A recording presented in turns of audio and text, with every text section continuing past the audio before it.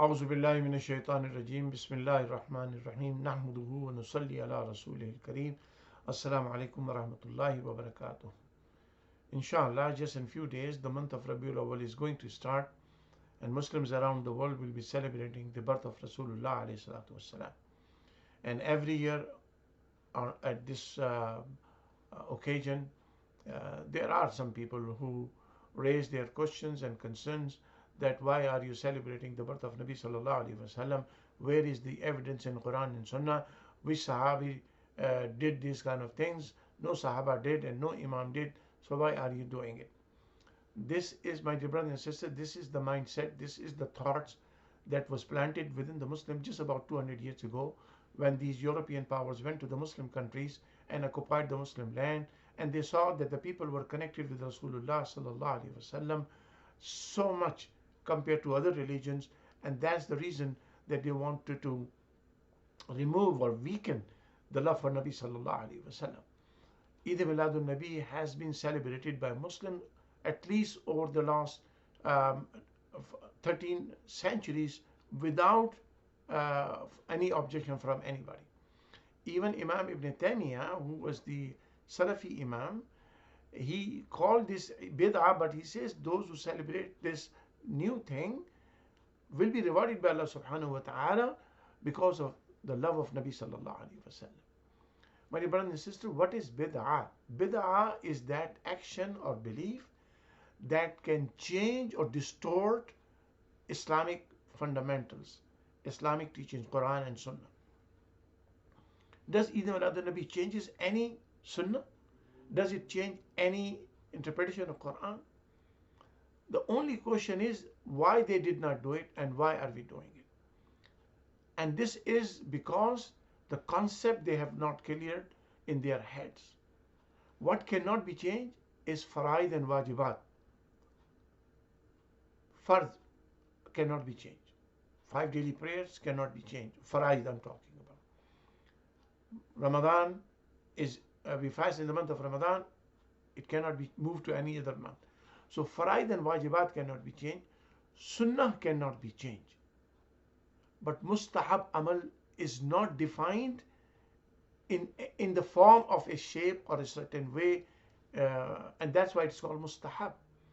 Mustahab should have a permissibility in Islam, but its form, its shakl, its appearance, its format can change.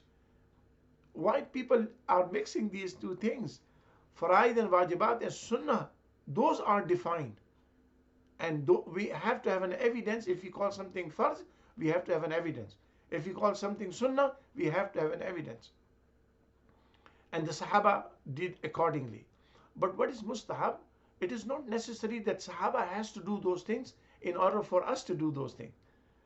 And that's why people are confused. They consider mustahab amal as a part of the faraid and wajibat and sunnah. No, mustahab is the man that has a permissibility, and then its form can change.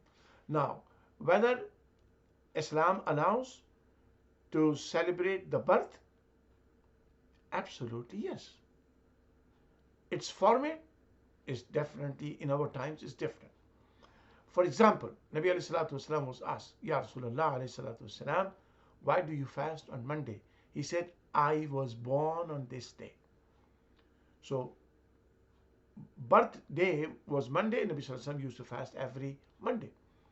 Now, we don't do those things. Millions of Muslims don't even fast the fasting in the month of Ramadan. Go in Muslim world. Hotels are open. People are eating.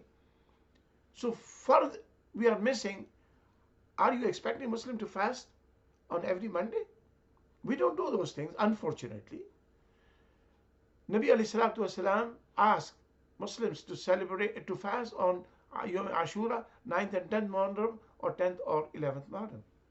Because Nabi sallallahu alaihi wasallam celebrated the independence of Bani Israel from Pharaoh by fasting.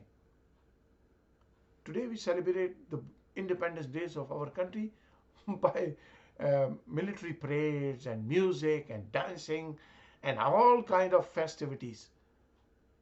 Why don't we follow the way Nabi sallallahu alaihi wasallam celebrated the independence day of Bani Israel? We don't do those things. because that is mustahab. Mustahab action has to have a permissibility in the Sharia, but its form is changed. Eid Milad Nabi has a permissibility, means you can celebrate. Sahaba did not do, they did not have to do, because they were connected with Rasulullah more than anybody else. They followed Nabi. Do we live like Sahabi? Do we follow Islam like Sahabi? If we live like Sahabi and if we follow Islam like Sahabi, then of course we will not need to do 12th Rabiul Awwal celebration. We will be doing 12th Rabiul Awwal celebration every day. But we don't do. My dear brothers and sisters, let me give you some mustahab actions that we all do. And nobody questions those actions. But Miladun Nabi, they have a question. For example, in Pakistan, Raiwan, every year Tabligh Ijtima takes place. People from around the world come and learn Islam. Which Sahabi did that? Where Nabi did that? The worldwide Ijtima of Islam is only Hajj. Tablighi concept is there. But the worldwide Ijtima concept was created just about 100 years ago. So this is mustahab. But nobody calls this bid'ah. But Eid Milad Nabi is bid'ah. Dars Bukhari. You know, there are ulama who carry out Dars Bukhari and they complete Dars Bukhari. Where the Sahaba did Dars Bukhari. Sahaba quoted a hadith randomly. Whoever has listened from Nabi Sallallahu Alaihi Wasallam, they quote it. But a prescribed textbook, Dars Bukhari, nobody did. But we do it. My dear brothers and sisters, we take part in rallies. Rally for Palestine, rally for Kashmir. Which Sahabi did rallies? But we participate expecting reward from Allah subhanahu wa ta'ala because we are standing up for our Muslim brothers and sisters. We are standing up for our deen and we take out rally to protest what is going on in Palestine, what is going on in Kashmir, what is going on in Burma, what is going on in other places. We do. Nobody asked the evidence from the Quran and Sunnah whether I can go in the rally for our Muslim brothers and sisters. Where is the evidence? Nobody asked that. But when it comes to Milad al-Nabi, everybody wants to know the evidence. And this is a very unfortunate situation. This is what the Crusader wanted the Muslim to develop this mindset, to disconnect with from Rasulullah sallallahu alaihi wasallam. Very organization, Tawheed Sunnah conference, Islamic convention, seminars, all the conferences. Which Sahabi did this? But we do, because our lifestyle has changed. This is not a bid'ah to celebrate Eid Milad Nabi sallallahu alaihi wasallam. Nabi sallallahu alaihi wasallam has defined bid'ah. Nabi alayhi salatu wasallam said, "Man ahdasa fi amrina haza, laysa minhu fahuwa rad." A thing, a way that is not basis in our deen is a bid'ah, and it has to be rejected.